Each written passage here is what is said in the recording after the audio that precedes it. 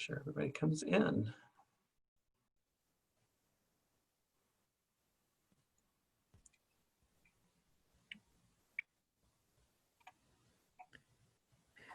Do you want to put a sign on the webinar in progress? I think we're literally the only ones in the I building. think we are. No. Okay. I was here with the cleaner last night, so. No, I said that earlier and I didn't see anyone else. Well, good evening, friends, Clarissa, Holly, and Melissa. Welcome in. We're just getting things situated and underway, so grab yourself a little something to drink if you or eat if you want while you're waiting, and we'll get started here in a few minutes as other people start winding their way in as well.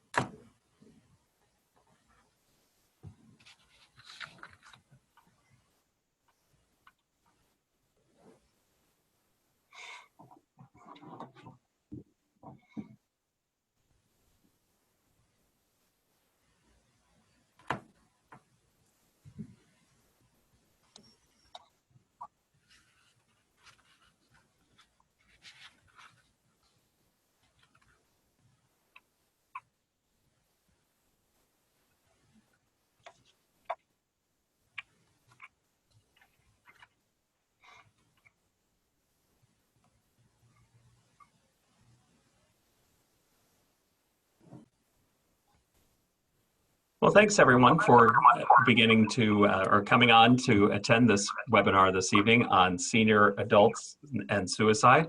I want to welcome you. I'm John Cummings, Deputy Director of Communications for the Mental Health Recovery Board, serving Warren and Clinton counties.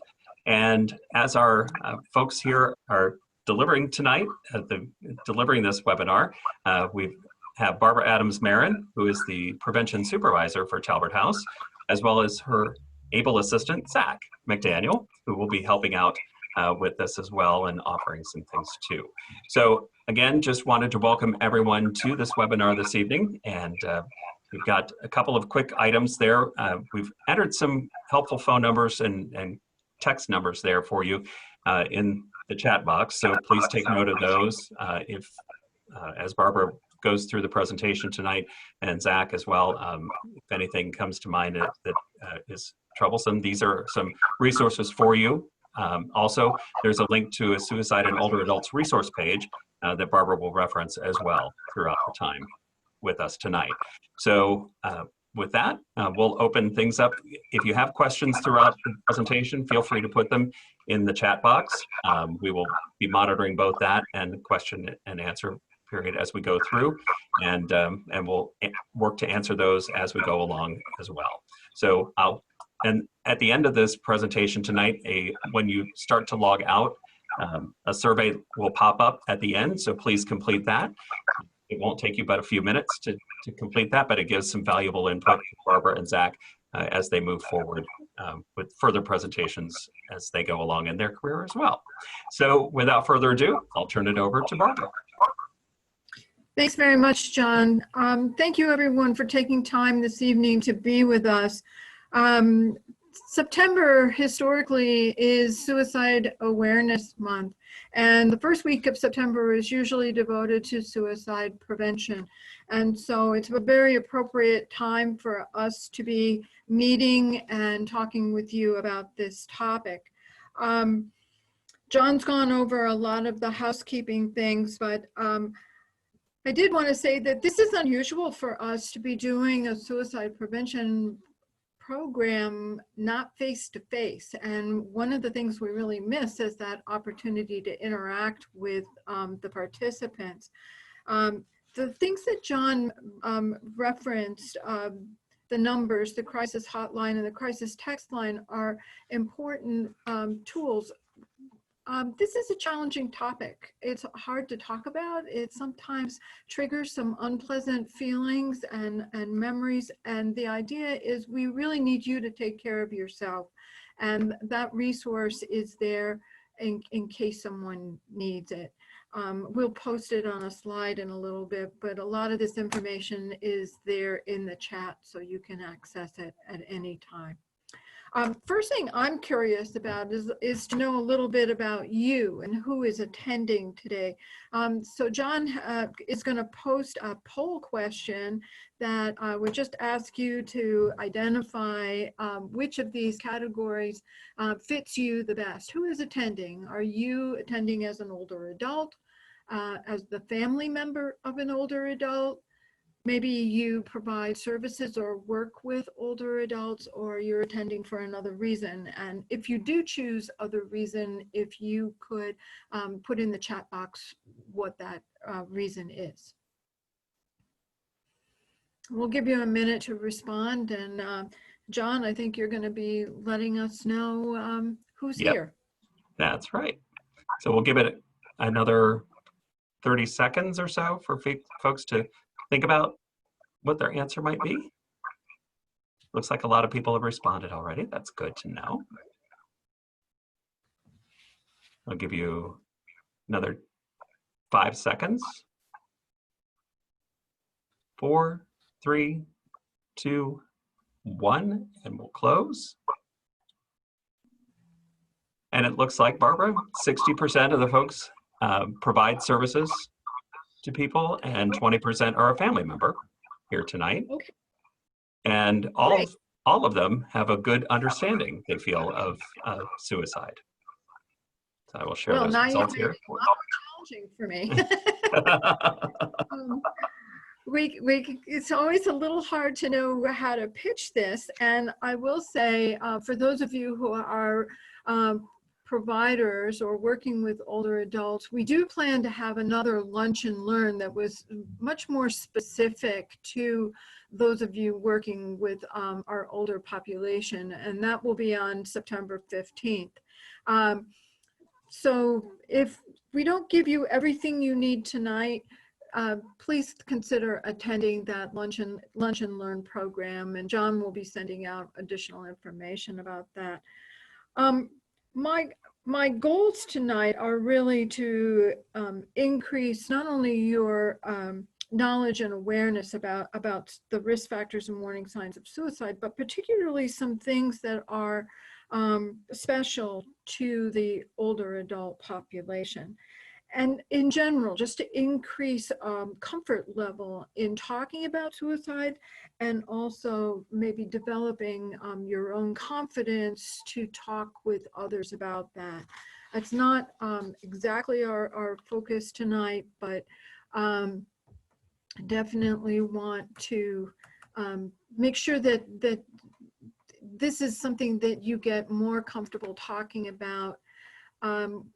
We know that there are some significant barriers to talking about suicide, and we want to try and reduce as many of those barriers as possible. Here are the crisis numbers again, the crisis hotline, and also the crisis text line. Both of these services are staffed by trained counselors who can assist anyone in connecting them to whatever type of help is most appropriate. So when we're talking about barriers to suicide, we sometimes refer to them as the 3 S's: silence, stigma, and shame. And I'm going to suggest that there may be a 4th S that has to do with stereotypes about older adults. And I will refer to that later on in the presentation. But I'm old enough, as you can tell by the color of my hair, to remember a time when we couldn't say the C word out loud. Cancer was so scary that we talked about it in whispered tones. And when there was a public health campaign to raise awareness and increase people's understanding of the importance of screening. And there was more research to develop effective treatments and better outcomes. It became easier to talk about cancer and not use those whispered tones. And now the whole world turns pink in October, and we are talking very publicly about the death of the actor Boseman. I'm trying to remember his first name, but we've really changed our attitudes, and I think we want to try and do the same thing about suicide and recognize it as a health problem, not as a moral failing. And the stigma associated with mental health is just exacerbated when it comes to talking about suicide. And there has been a long history of connecting. Thank you, Chadwick Boseman. I couldn't remember his first name. But there's an association of suicide with a wrongful act, either a criminal or immoral act. And that contributes both to the silence that we perpetuate and also the shame attached to suicide. And so whatever we can do to reduce the stigma and the silence is going to help us in raising awareness, doing the same things for suicide that we have done with cancer and other health conditions. I just want to say a word about language, because words do matter when we're talking about it. And the phrase committed suicide is what is typically used when we're talking about someone who takes their own life. And historically, as I said, it was regarded as a criminal act. The penalties were exacted on the survivors, or the person was deprived of religious rights and sometimes burial in sacred ground. And we know now that it is almost always connected to either an undiagnosed or an undertreated mental illness. And so, and this word committed suicide that still brings up those criminal associations is something we're trying to banish from our vocabulary. The preferred terminology is to use died by suicide. And to talk about suicide as completed or successful almost implies that if someone lives, they failed. And that is, again, not what we really want to convey. So I encourage you to try and catch yourself as you're talking about suicide and use those more non-judgmental terms. It's hard to talk about suicide without talking a little bit about numbers. And what I really want you to see here is that these numbers, by the way, are from the CDC, and as recently as 2018. There's usually a lag with this kind of statistics, so we don't have the most current data. But as you can see, a little more than 9 million people in 2018 said that they contemplated suicide. That's a really huge number to me. I really can't visualize that, but one of the things that I notice is that as we look at not only the number of people who thought about suicide, but those who made a plan, and then the attempts, and finally the number of deaths by suicide, that number is going down. And what I think is happening is represented by the funnel. We start with a very large group of people, and it's through intervening that we can reduce that number. Now, 47,000 deaths approximately is still way too many, but it's a lot fewer than numbers in the millions. And I think it is because of interventions that occur sometimes without people even being aware that they did that kind of intervention, but it makes a difference. Suicide's the 10th leading cause of death for Americans, and the 11th leading cause of death in Ohio. So it's not an insignificant problem. And what's interesting is that about 18, probably just under 20% of suicides are by persons older than 65. And the men in the 65 and older age group are the highest risk group of any demographic. And as we age, once you're in your 80s, that risk increases even more. It's hard to put those kinds of numbers into some kind of visual. They're so big, they're almost meaningless, I think. But it is a major public health problem. And one way to think about it is if a 737 jetliner loaded with passengers and crew crashed every day. If we heard about that every night on the evening news, we would start to pay attention. And we no doubt would say, hey, we got a problem here, we better do something about it. But those numbers that I just showed you are represented by an event like the crash of a 737. And so those aren't insignificant. And it kind of, for me, helps to picture what that cost is in human lives. In Ohio, 5 Ohioans die every day by suicide. And in the last 10 years, we've seen some really staggering increases in the overall rate. And the adjusted rate, the increase for older adults is just under 50% in that 10-year period. And as I said, adults have the highest rate of suicide, 45 to 64 in Ohio, 65 and older across the United States. Now, what's interesting is that in this time period, most of the attention has gone to youth suicide. And obviously that has also increased, and it's great cause for concern when young people ages 14, 15 to 25 die by suicide. That's the second leading cause of death for young people, and that's very upsetting.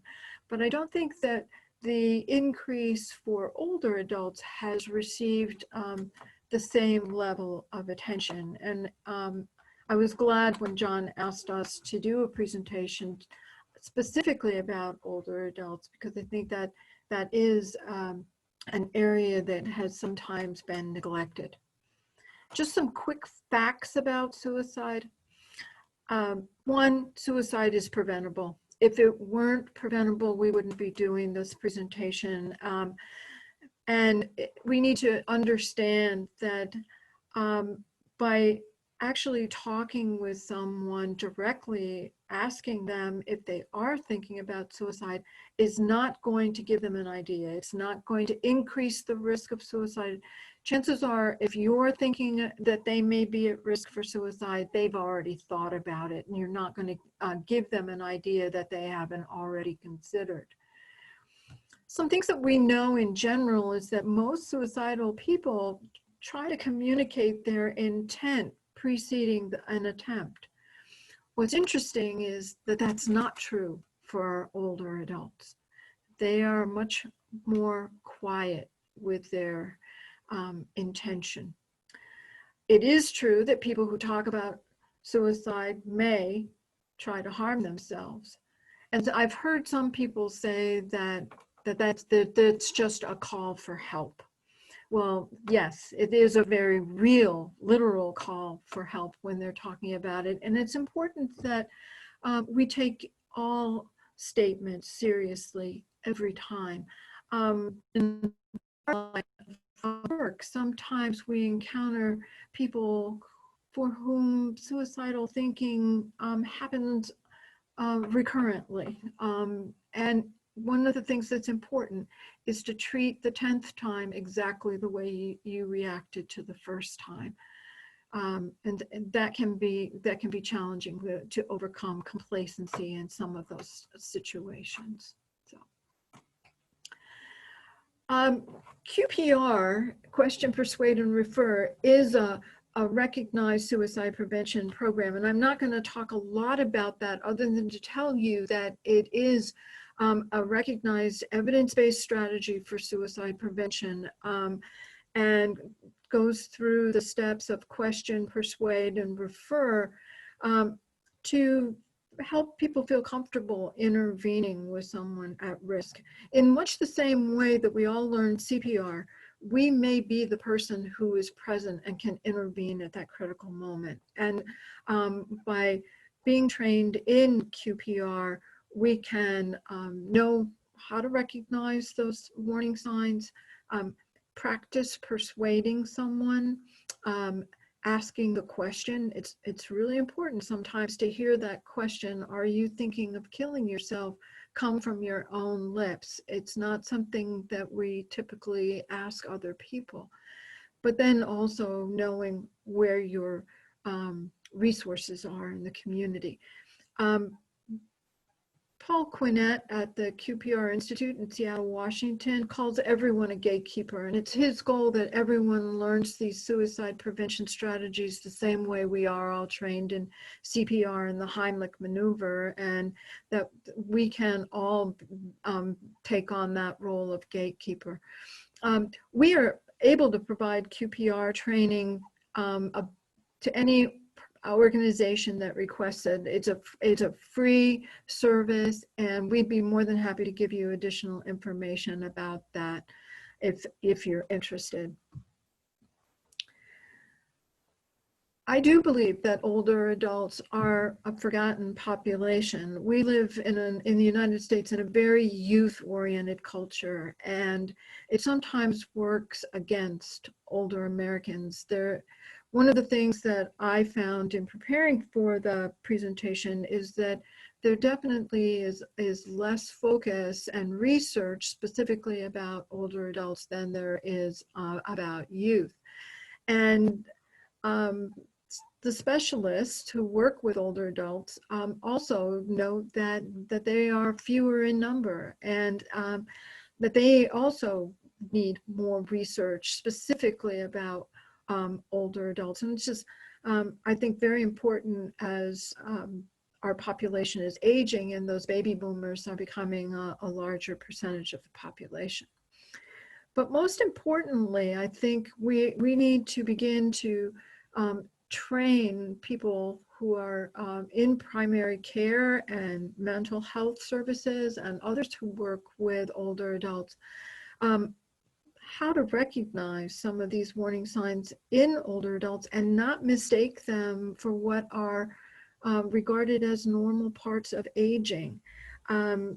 Sometimes those signs go unnoticed because people make assumptions that depression and suicide thinking are a normal part of aging, and nothing is farther from the truth.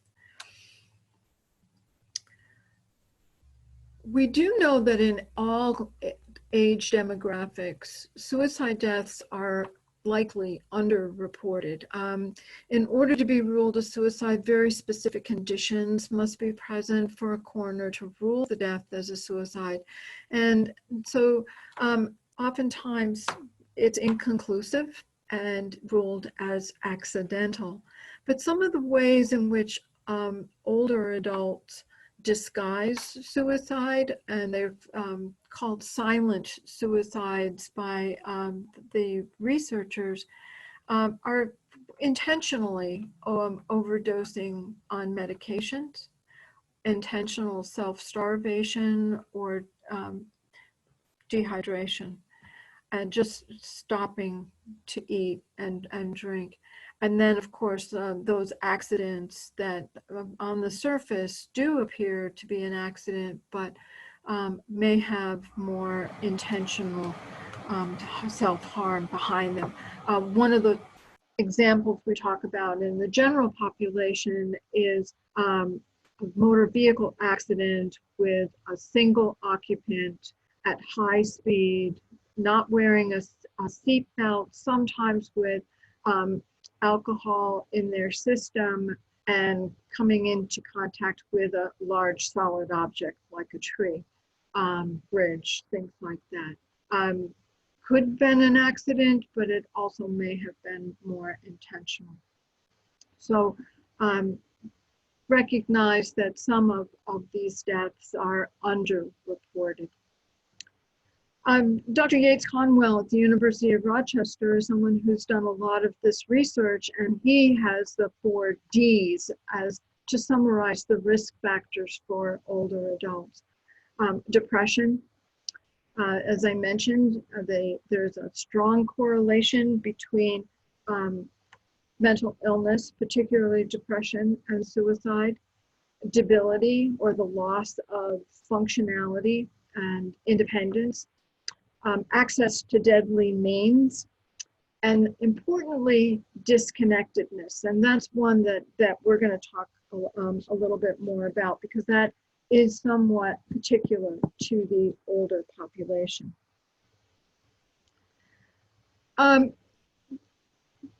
All of us can be vulnerable at different times in our life to mental illness. It's an equal opportunity problem. And so at times when we're coping with major life changes, any one of us might be vulnerable. Those times for older adults seem to come particularly around retirement, particularly if there is a loss of identity. Men in particular often have their identity tied to their work or their profession. And with retirement, they lose that sense of purpose and meaning in life.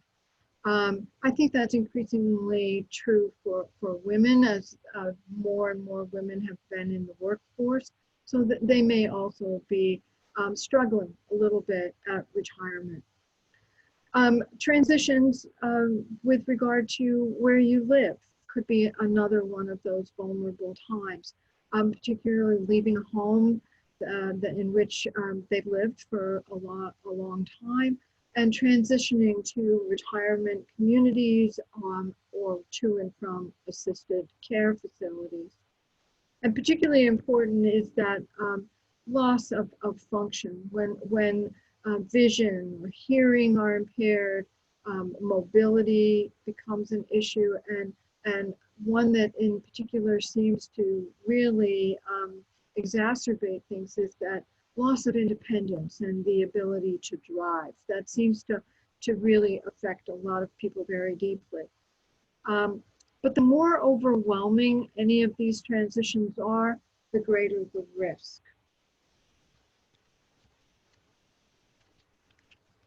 Another key area is changes in relationships. And again, this is true for the general population and even our youth, as much as for older adults. But something that's significant for older adults is that the death of a loved one, a spouse or life partner or close friend, is much more important than any of those job stresses or job changes or other relational problems. And it contributes to that disconnectedness that was identified as one of those key risk factors. Social isolation is sometimes called another vital sign for older adults, combined with loneliness that really increases risk for suicidal thinking. Social isolation and loneliness are not exactly the same thing. Social isolation means living alone or with very infrequent contact with others. Loneliness is much more of a subjective term that describes that I have a sense that I don't have as many connections as I would like to, and I'm unsatisfied by that. But some recent statistics show us that age 65 and older are considered socially isolated. 1 out of 5, about 20%, live alone, and almost 50% of those of us over age 85 are living alone. Researchers noted that sometimes older adults resist going into assisted living or graduated assisted living situations, perhaps resisting that change, but also maybe fearing that they will be forgotten and abandoned by friends and family in those situations. And so increasingly, older adults do want to stay at home. This was particularly relevant for me with my parents, and I know that they became increasingly isolated as they lost their ability to drive and engage in some of the activities that they did just a few years before. So that isolation also results in limited social supports, that sense of loneliness, but sometimes there's distance between family and friends. And certainly in our area, without public transportation being readily available, there are a lot of barriers for adults who can no longer drive themselves to getting around and maybe taking themselves to see family and friends. And something else that I think we're all kind of dealing with right now is our comfort level with technology. I know that personally speaking, my technology learning curve has been like a rocket straight up over the last 6 months as we've had to work from home and so on. But I think we're also aware that older adults may just be less comfortable using different kinds of technology, and some of the things that have helped keep people connected, like FaceTime or access to the internet, are not always available to older folks, and they may not, even if they have access, always feel comfortable using it.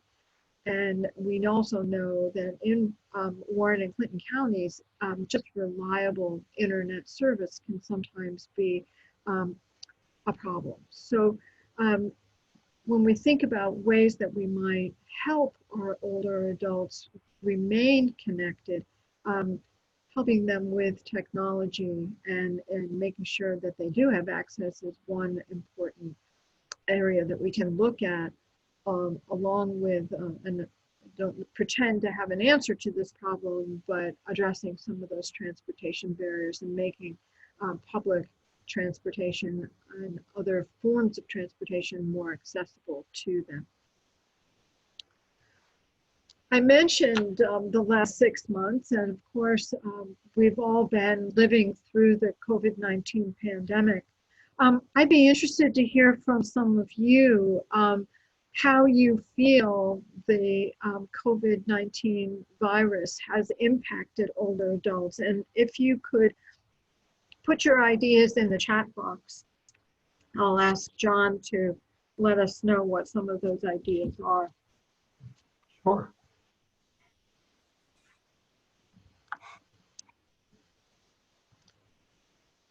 Please also feel free to include any questions or comments that you might have in the chat box as well. We tend to mute everybody to make sure that we limit background noise and interference and feedback, which can sometimes interfere with the quality of the audio.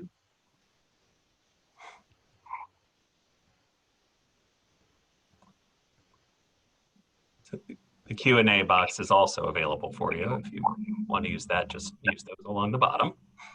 John wants a challenge. He wants to be able to manage the Q&A and the chat box at the same time, show off. I know Zach is able to do that too, so.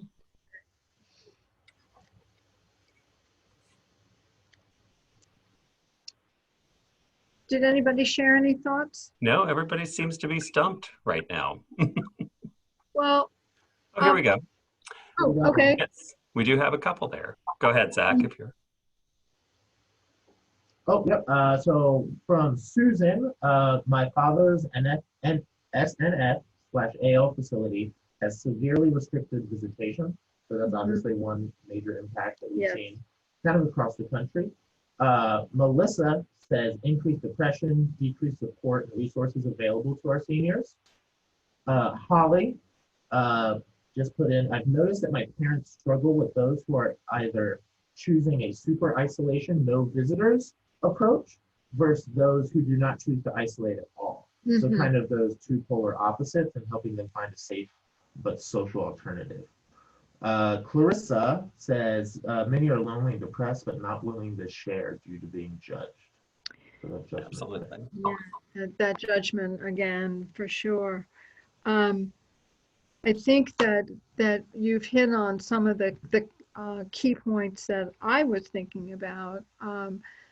Definitely that extreme of really severe isolation and versus the conflict that they see with other people getting together. That can be an additional problem. But I know that was very, very challenging when there were no visitors to hospitals. My husband and I have been adopted by our next door neighbors who are in their 80s and have no family or relatives. They have no children. We're it. They tapped us a while ago, and we've had several trips to the hospital in the COVID-19 time, and it's very difficult not to be able to go in, only one person, and then the whole idea of visitors when loved ones are in nursing homes and so on. I've heard of family members going up to the window and actually putting their hands on the glass so that they can touch, and it's particularly challenging with anyone with dementia or Alzheimer's disease, because how do you explain what's going on? And I think that there's just so many of those kinds of challenges that are experienced both by the older adult and any of us who are involved in their lives. I saw a comment from Clarissa. Did you pick that up? Yes. So Clarissa put, social media has been confusing to young and old. So it's kind of one of those things that I think is the universal impact that everyone has had to get used to. Because even if you were accustomed to doing some things, I doubt very few people were used to, this is the perfect example of doing something like this through Zoom. Yeah. Yeah, and as I said right at the beginning, something that is very new to us, particularly around this topic, is doing it in distance, with that distance factor. And so I'm very grateful to all of you for sharing your comments and engaging in this conversation as best that we can. The last item on the list there, ambiguous loss, is a term that was coined by some psychologists, both on the East Coast and the West Coast, but it really is describing not the big things that might have happened so much as all those little changes that the virus has caused in our lives. We seem to be doing everything differently. In fact, I call 2020 the year of living differently, because it seems that no matter what area of our life we're talking about, something's changed. And the other part of that loss is uncertainty. We don't know when this is going to end. Is it going to go away? Will we ever go back to, quote, normal, or what we thought was normal? And that loss and uncertainty is creating a different kind of grief for us.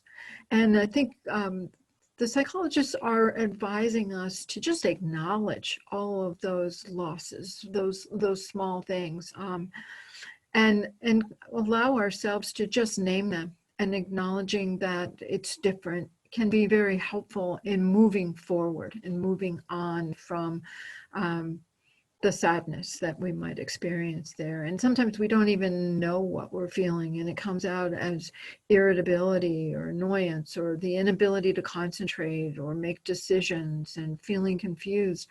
And what we're really dealing with is a kind of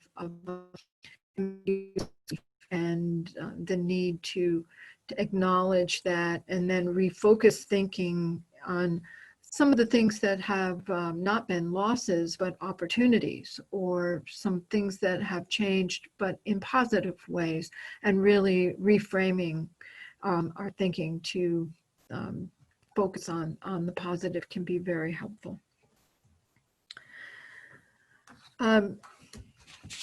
Coming back to some of the risk factors and particularly mental illness, I mentioned that there is a very strong documented correlation between undiagnosed and undertreated mental health conditions and suicidal thinking.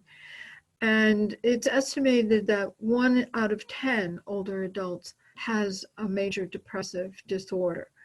And we also know that they are less likely to seek or receive treatment, sometimes because of that fear of judgment, and they are more likely than younger people to have grown up in a time when, again, we didn't talk about mental illnesses, and it was seen more as a character flaw than a treatable condition.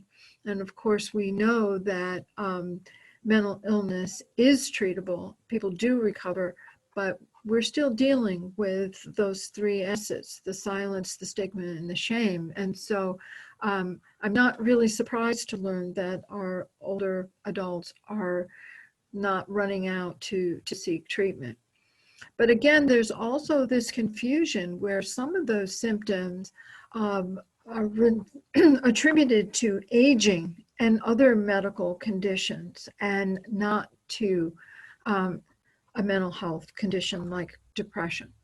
And some signs of depression can be confusing because certainly among older adults, they are less likely to demonstrate depression by appearing sad or down. We usually use that word to describe the affect of some people who are suffering from depression.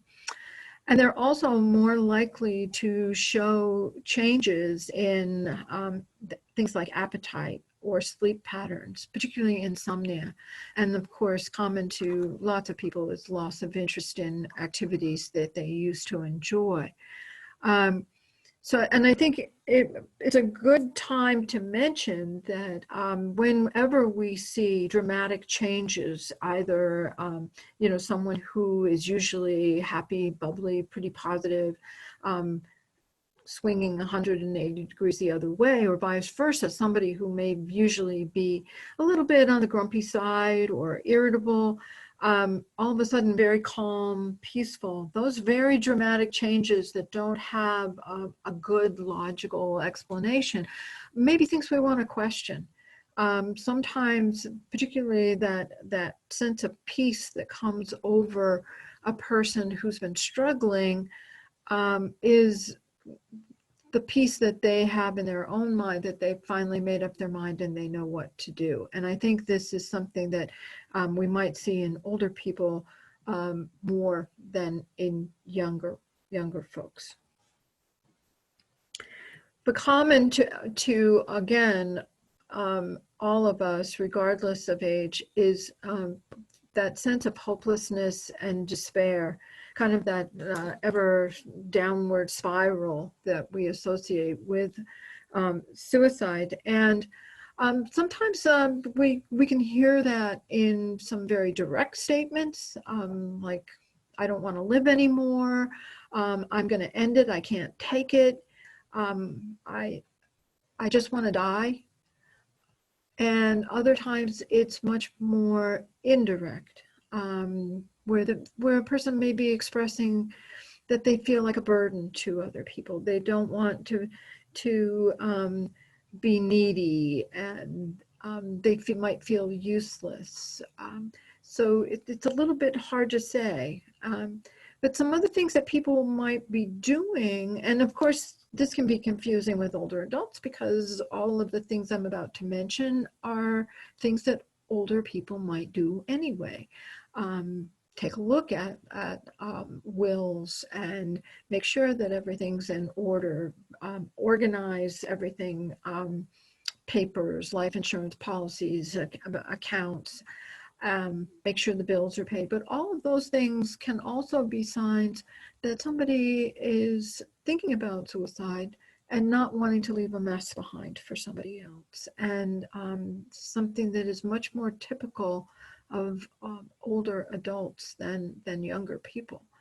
I think we've all heard about how people will sometimes give away prized possessions, making sure that something that was special to them is passed on to someone in a way that they feel is appropriate.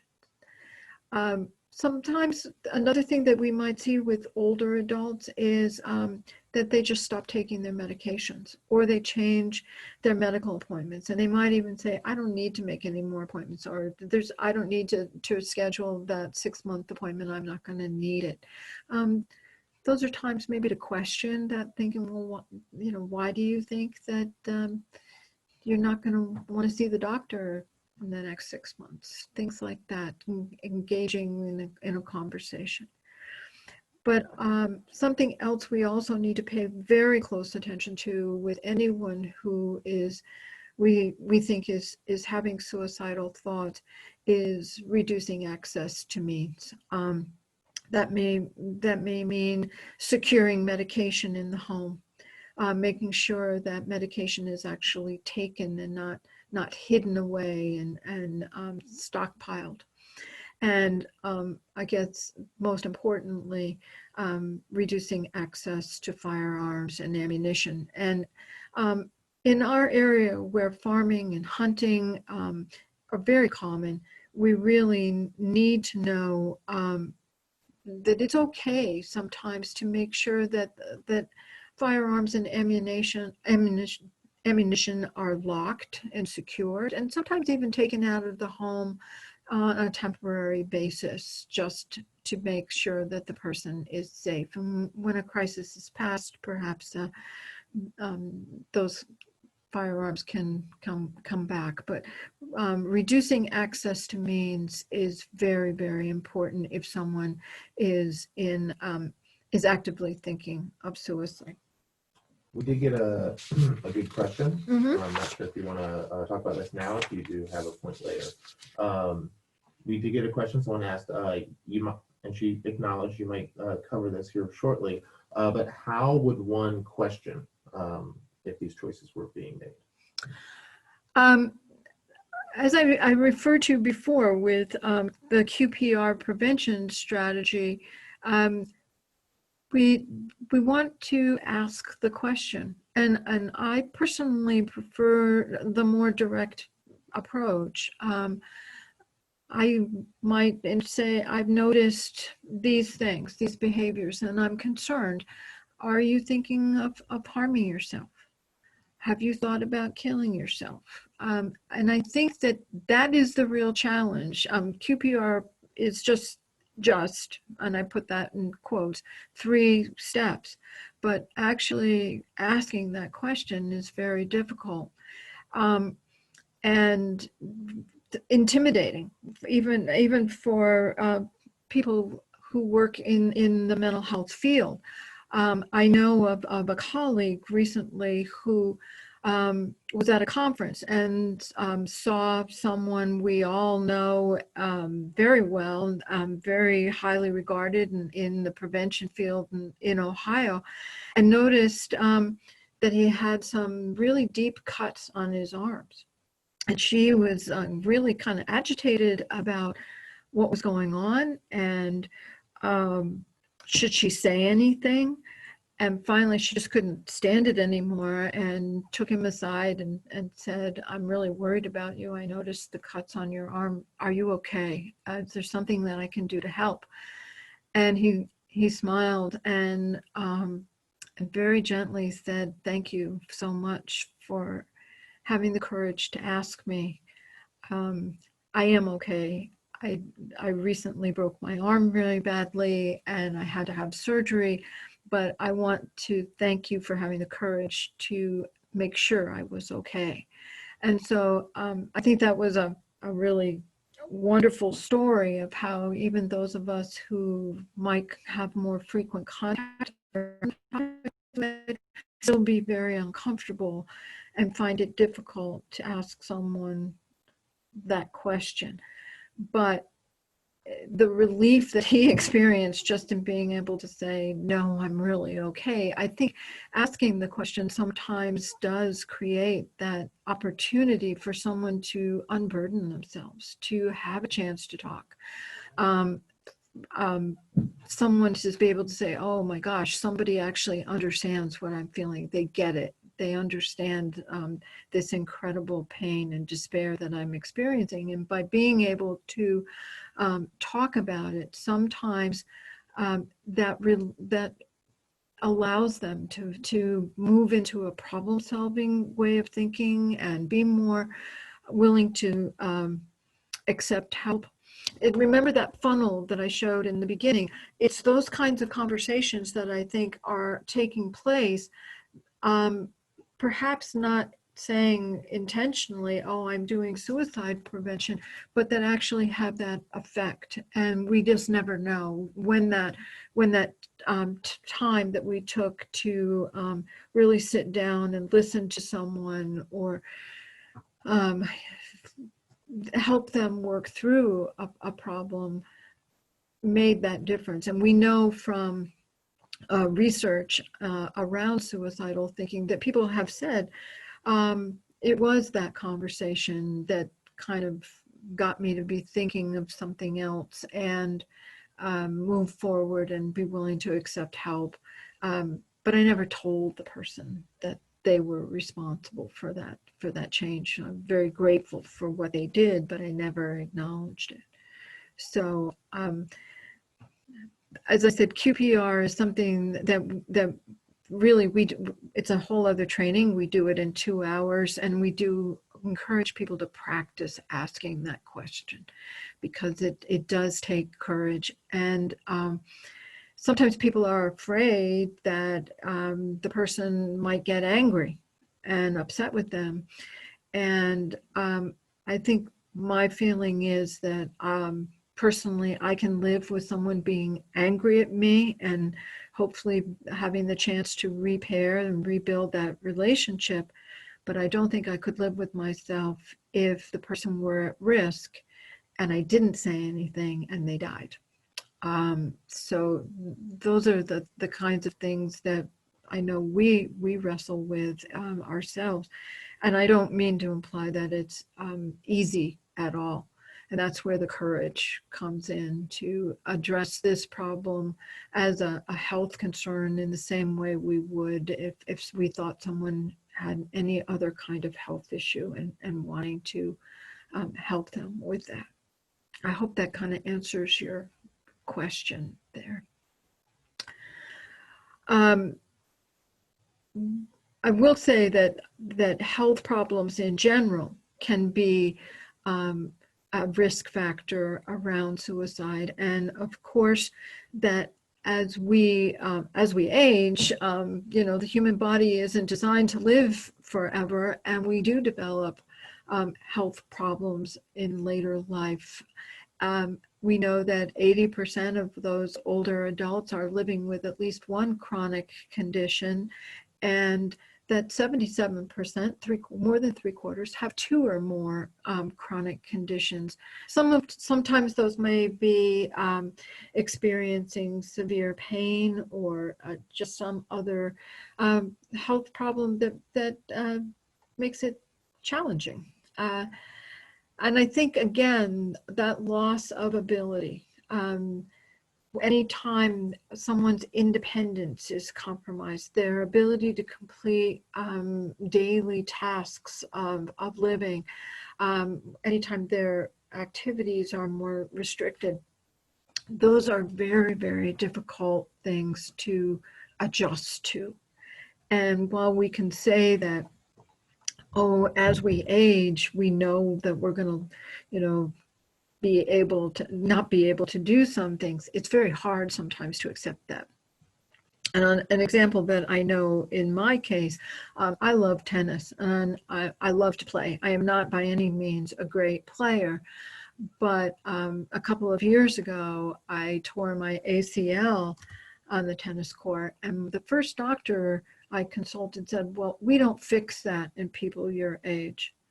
And my gosh, I just didn't know what to say. And he prescribed some physical therapy, and it was actually the physical therapist who recognized that I was really, really depressed. And the idea that I was going to have to not play tennis again was just overwhelming for me.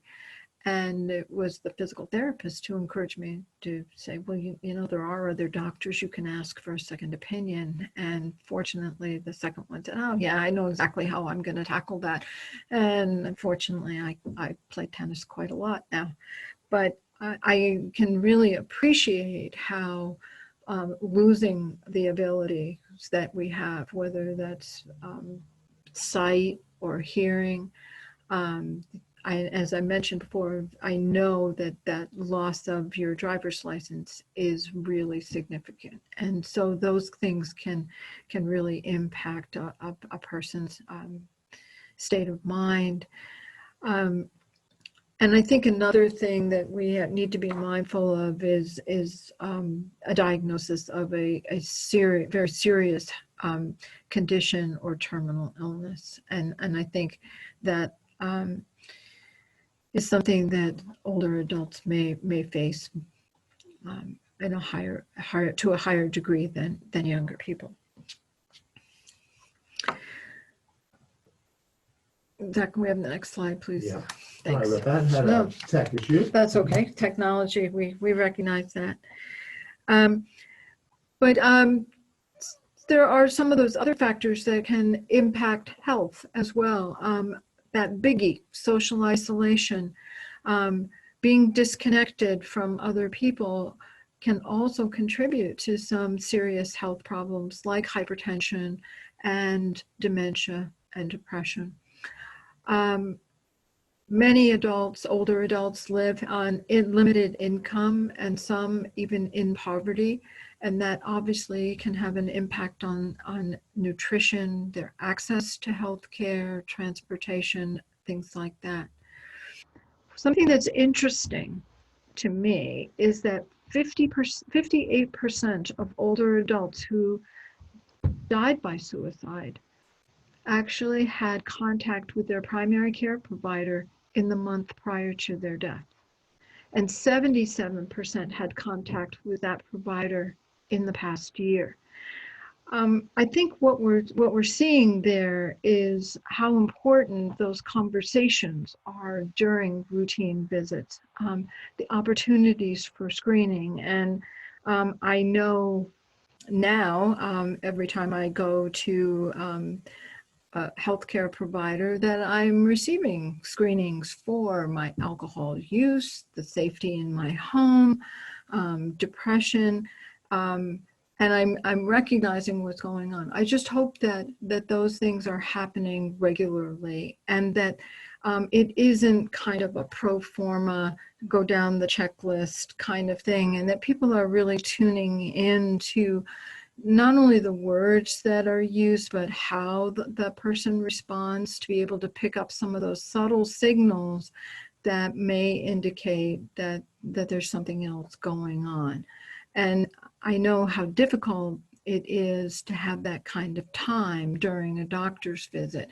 And so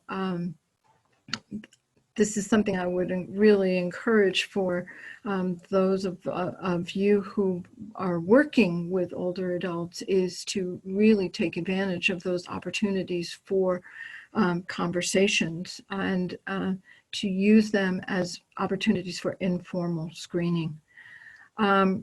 I think the other thing that the research is showing, that the more effectively some of those particular issues like insomnia or pain can be treated, the less likely someone is to develop the depression around that.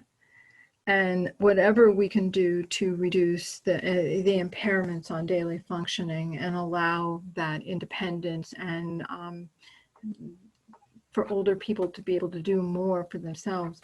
I have a very good friend, my best friend is Danish, and so I'm very familiar with the types of care that are available in other countries, and this is available really amazing in terms of how they are supported with different tools to aid in some of that impaired functioning. So I think we have a lot to learn in the United States from other countries and how they integrate care for older adults and occupational therapies and other kinds of assistance around care for physical health, and then of course the mental health component being integrated as well. I do want to touch on one other issue that's coming up as a risk factor, particularly for older adults. It does happen that younger folks are also engage in gambling, but it's become a particular type of social activity for people in retirement. And those outings to casinos and racinos have sometimes been chosen over opportunities to engage in other activities with friends. But there's certainly a lot more of them. The availability and acceptability of all different kinds of gambling has certainly taken it out of the realm of just bingo. And David Surface is another researcher who's done work particularly with older adults, says that casinos and racinos are the new senior centers, and that these facilities really recognize how important the older adult population is to their business, and they market very heavily to them. They offer all kinds of promotions and discounts and special meals, and make sure that those physical impairments are not such an issue when they come to the casino or the racino, by providing those things for them.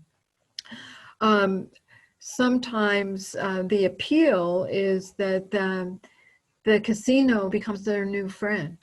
One woman was quoted in the research as saying, well, the casino remembers my birthday. And so sending out those special promotions and offers in connection with a birthday celebration. Other seniors describe that when they're gambling, they're distracted from those problems in their life, whether that's pain or boredom, grief. And one woman was quoted as saying, I don't feel any pain when I'm gambling. And at the casino, no one notices that I'm in a wheelchair. And so I think that there are some enticements and some positives that they get through the social contact and the way that they are treated in kind of a special way, perhaps. And any winnings could supplement that income. However, there are some risks associated with this, and heavy financial losses at this time in life can take some limited resources and really stretch them. And we know that this is something that I learned. I didn't realize that gambling losses are a way that older folks can put their qualification for Medicaid coverage at risk. If those losses occurred within 5 years of needing to go to a residential facility, it may actually disqualify them. And that's considered divesting your estate, and in the same way as giving your resources to family members could be, and that can impact their ability to get coverage. Again, that shame that comes from thinking maybe that gambling isn't something that is socially acceptable tends to have people hiding their losses. But across the age span, high gambling losses and kind of that cycle of debt and increased losses is a very high risk factor for suicide. And something else that older adults may be dealing with is that impaired cognitive ability and how that impacts decision making and can lead them to suffer severe losses, financial losses, and not really be aware of it. But importantly, they also don't want to lose that social connectedness. So even if there are problems, they may continue to engage in an activity and get themselves into deeper and deeper problems. So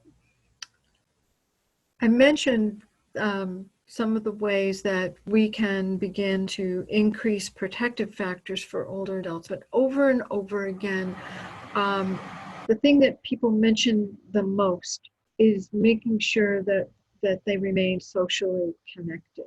That isolation and disconnectedness is a very, very severe risk factor for older adults. And so some ways that in addition to increasing their technological skills and access to technology, by encouraging intergenerational events and opportunities, providing older folks an opportunity to share expertise and skills, to interact with younger people, youth, gives them again a sense of purpose and meaning in their life, and it helps them remain socially active.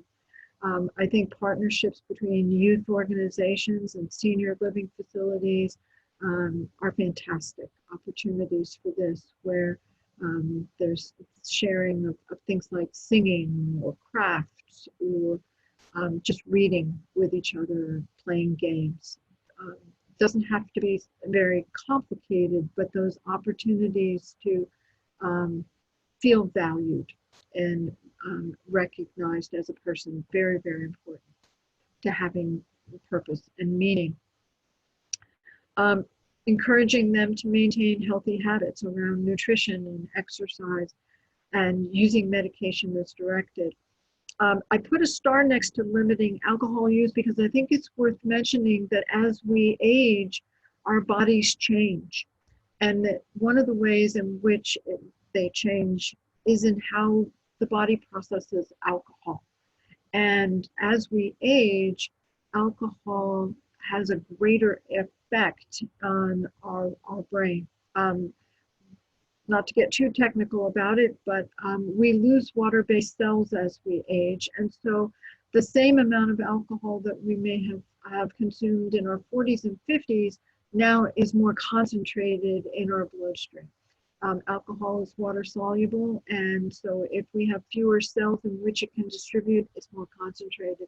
And so that same amount of alcohol that didn't really have a significant impairment for us at a younger age may now be too much. And so I know this was certainly an issue I had in talking with my dad, who just refused to admit that he couldn't drink the same way that he did when he was in his 40s and 50s. And I think the other thing we need to do is, again, really pay attention to integrating mental health and physical health and providing some of those other services that increase independence and the ability to maintain function.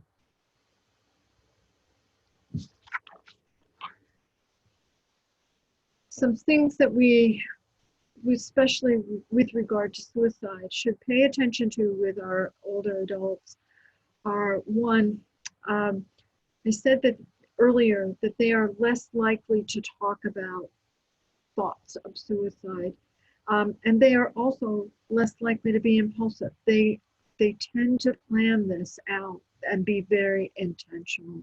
And so it's very important to be listening attentively to things that they may be saying, maybe even questioning some of the things that they're doing, because they may be very quietly planning their suicide. We don't want to accept some of the things as part of the aging process. And they especially don't want to be burdens to others. And so recognizing if we hear those things that they may be at increased risk. Our older adults are also more likely to die from an attempt. 1 out of 4 versus 1 out of 200 for younger adults.